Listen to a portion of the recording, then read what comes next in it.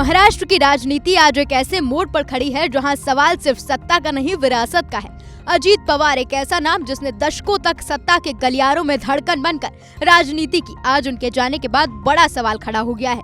NCP की कमान अब कौन संभालेगा? क्या राजनीति की अगली धुरी उनकी पत्नी सुनेत्रा पवार बनेंगी? क्या सुनेत्रा पवार महाराष्ट्र की नई डिप्टी सीएम बनेंगी? अजीत पवार महाराष्ट्र की राजनीति का वो नाम है जिन्हें फैसलों के लिए जाना जाता है। सख्त तेवर, तेज रणनीति और सत्ता पर मजबूत पकड़।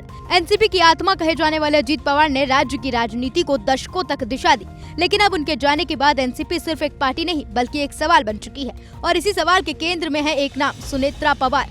सुनेत्रा पवार सिर्फ अजीत पवार की पत्नी नहीं बल्कि खुद एक पहचान है। सुनेत्रा पवार का जन्म 18 अक्टूबर 1963 को हुआ था। सुनेत्रा पूर्व मंत्री पद्मा सिंह पाटिल की बेटी है। यूँ तो सुनेत्रा ने बीकॉम की है, लेकिन राजनीति उनके विरासत में मिली है। 1985 में सुनेत्रा की शादी राष्ट्रवादी कांग्रेस के तेज तर्रार नेता अजीत पवार से हुई और यहीं से शुरू हुआ एक लंबा सार्वजनिक सफर। लंबे समय तक सुनेत्रा पर्दे के पीछे रहकर संगठन, समाज सेवा और क्षेत्रीय कामों में सक्रिय रही, लेकिन 2024 ने सुनेत्रा पवार की राजनीति को पूरी तरह बदल दिया।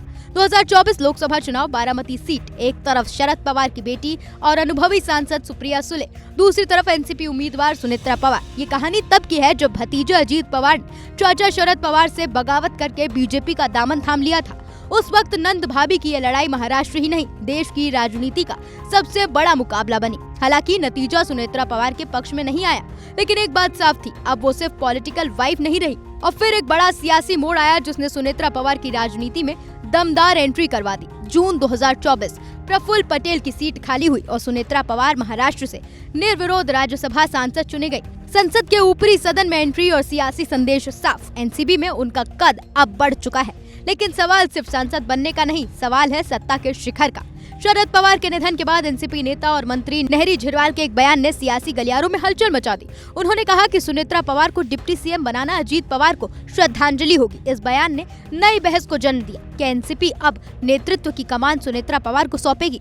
अजीत पवार के बाद उनके सभी समर्थक एक सुर में उनके दोनों बेटों में से कोई एक या पत्नी को कमान देने की मांग कर रहा है। सुनेत्रा के बेटे पार्थ और विजय दोनों ने आज पिता की चिता के सामने खड़े होकर भीड़ का अभिवादन भी किया।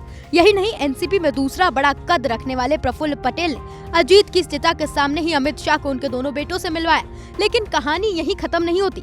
सवाल ये कि अजीत पवार के बाद क्या एनसीपी के दोनों गुट अब एकजुट हो जाएंगे? क्या सहानुभूति और विरासत सुनेत्रा पवार को डिप्टी सीएम बना पाएगी? क्या एनसीपी को मिलेगा एक नया नेतृत्व? और क्या अजीत पवार की राजनीतिक छाया अब सुनेत्रा पवार के रूप में आगे बढ़ेगी? इन सवालों के जवाब आने वाले वक्त देगा, लेकिन इतना तय है, महाराष्ट्र की राजनीति एक नए अध्याय की ओर बढ़ चुकी है।